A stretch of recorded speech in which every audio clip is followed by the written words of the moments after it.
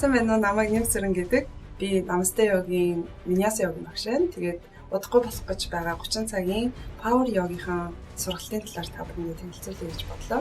Тэгээ юуны өмнө та бүхэн гайхаж байгаах Power йога бусад йогоос юугаар ялгаатай юм бэ гэж. Ер нь бол Power йога Аштанга йогоос үүсэлтэй. Виняса йога, Power йога бүгдээрээ адилхан урсгал маягаар хийдэнгээ хөдөлгөөний физиологийн үр дүнтэй байдаг.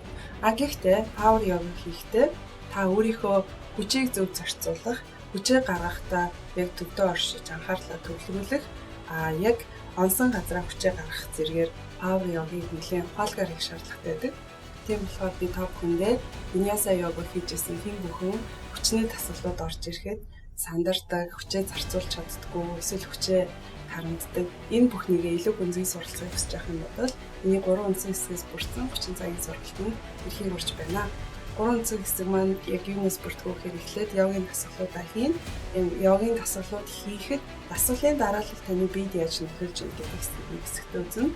Хоёрдугаар хэсэгт нь анатомийн гүнзгий мэдлэгтэйгээр хүний бие механикли яг яаж хөдөлдөг талаар илүү гүнзгий судлах болно. Гуравдугаар хэсэгт нь гэх юм бол таны заах арга зүй болон йог хийх арга зүй урлагийг би та бүхэнд пранаяма, бясалгал, философийн мэдлэгтэйгээр лавшруулан зааж өгнө.